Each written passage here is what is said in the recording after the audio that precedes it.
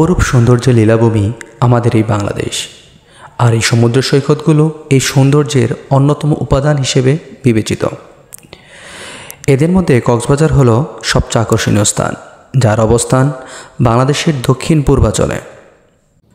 কক্সবাজার সমুদ্র সৈকতে প্রবেশ করতেই কানে ভেসে আসে সাগরের উত্তাল গর্জন। সাগরের ঢেউগুলো সমুদ্র সৈকতে এসে আছড়ে পড়ার দৃশ্য খুবই মনোরম। সমুদ্র সৈকতের আরেক নাম বেলাভূমি। বেলাভূমিতে শুধু বালি আর বালি।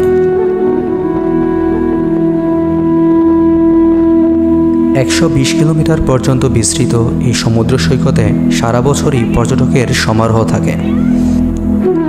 একসময় কক্সবাজার প্যানোয়া নামে পরিচিত ছিল, যার অর্থ হলুদ ফুল। কক্সবাজার নামটি এসেছে ক্যাপ্টেন হিরাম কক্স নামে ব্রিটিশ ইস্ট ইন্ডিয়া কোম্পানির এক অফিসারের নাম থেকে। কক্সবাজারের আগের নাম ছিল পালঙ্কি। ক্যাপ্টেন কক্স আরাকান শরণার্থী এবং স্থানীয় রাখাইনদের মধ্যে বিদ্যমান হাজার বছরের পুরনো সংঘাত নিরসনের চেষ্টা করেন এবং শরণার্থীদের পুনর্বাসনে গুরুত্বপূর্ণ ভূমিকা পালন রাখেন। তার মৃত্যুর পর তার অবদানকে স্মরণীয় রাখতে একটি বাজার প্রতিষ্ঠা করা হয় এবং এর নাম দেওয়া হয় কক্স সাহেবের বাজার, আর সেখান থেকে নামকরণ হয় কক্সবাজার।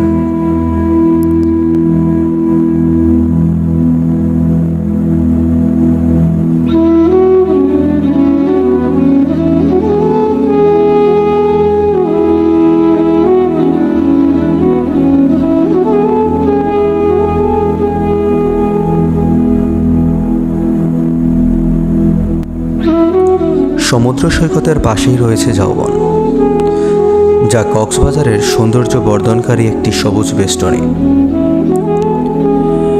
বাতাসের ঝিরিঝিরি শব্দে দোল খায় সৈকতের সবুজ ঝাউবন।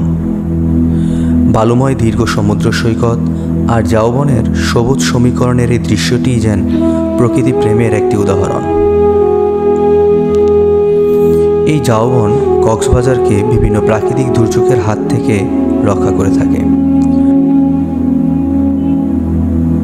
কক্সবাজারে প্রবেশ করতেই চোখে পড়বে ডলফিনের ভাস্কর্য, যা আপনাকে মনে করিয়ে দিবে আপনি চলে এসেছেন কক্সবাজার সমুদ্র সৈকতে। কক্সবাজার সমুদ্র সৈকতের বিভিন্ন অংশ রয়েছে।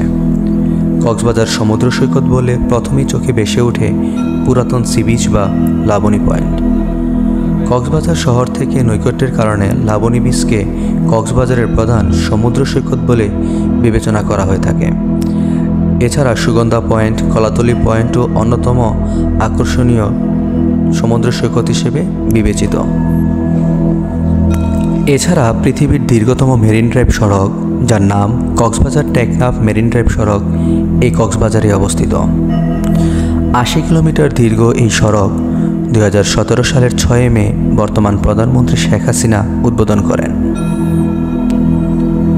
এখানে দেখা যায় এক পাশে পাহাড় আর অন্য পাশে সমুদ্রের বিশাল জলরাশির খেলা।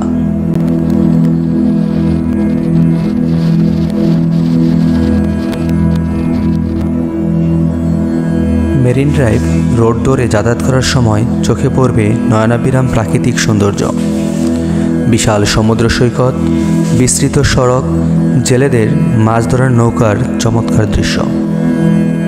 এই রোড ধরেই যাওয়া যায় টেকনাফ পর্যন্ত। টেকনাফের চিরহরিৎ বন ও উপভোগ করা যায় এই রোড দিয়ে চলাচল করলে।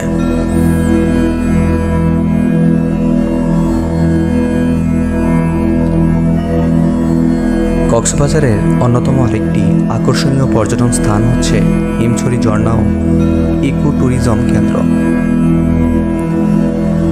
ভিতরে প্রবেশ করতেই চোখে পড়বে দুই পাশে বিপণী বিতানগুলো, যেখানে নানা রকমারি পণ্য সাজানো আছে। কক্সবাজার সমুদ্র সৈকত থেকে 12 কিলোমিটার দক্ষিণে এই হিমছড়ি পর্যটন কেন্দ্রের অবস্থান।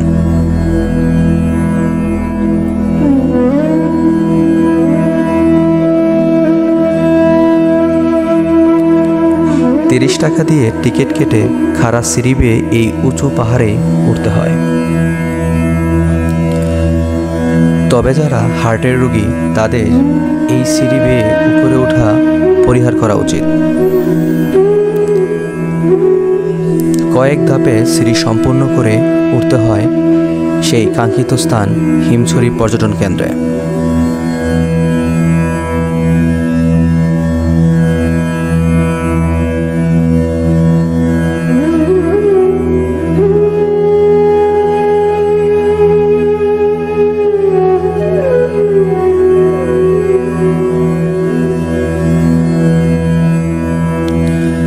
পাহাড়ের উপর থেকে একদিকে সমুদ্র আর অন্যদিকে বিশাল উঁচু উঁচু পাহাড় উপভোগ করতে হলে এখানে আসতেই হবে। হিমছড়ি পর্যটন কেন্দ্রের অন্যতম আরেকটি আকর্ষণীয় স্থান হচ্ছে শীতল পানির ঝর্ণা। এই ঝর্ণার প্রকৃত রূপ দেখতে হলে আমাদেরকে অবশ্যই বর্ষাকালে এখানে আসতে হবে।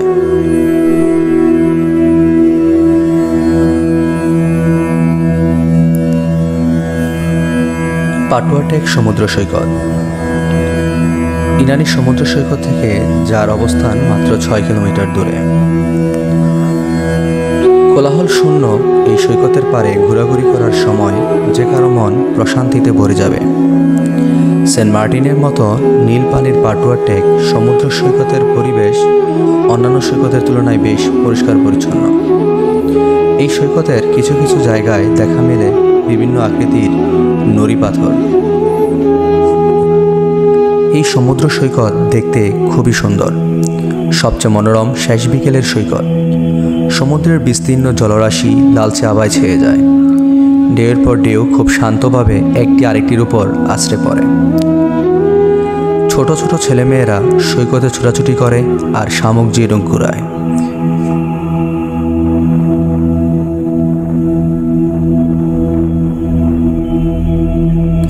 সমুদ্র সৈকতে গেলে আকাশ আর সাগরের বিশালতার দৃশ্যই শুধু চোখে পড়ে। একদিকে জল, পিছনে পাহাড় আর মাঝে বালি। এরকম বৈচিত্র্যপূর্ণ জায়গা শুধু কক্সবাজারেই দেখা যায়। বৈচিত্র্যের এক বিশাল সমারোহ নিয়ে বসে আছে কক্সবাজার সমুদ্র সৈকত। আর এ কারণেই প্রতিদিন হাজার হাজার মানুষ এই সমুদ্র সৈকত দেখতে আসে। এর রক্ষণাবেক্ষণে সরকার সহ সকলের এগিয়ে আসা উচিত। এটি আমাদের ঐতিহ্যেরও পরিচয় বহন করে। সাথে থাকার জন্য সবাইকে ধন্যবাদ। আসসালামু আলাইকুম।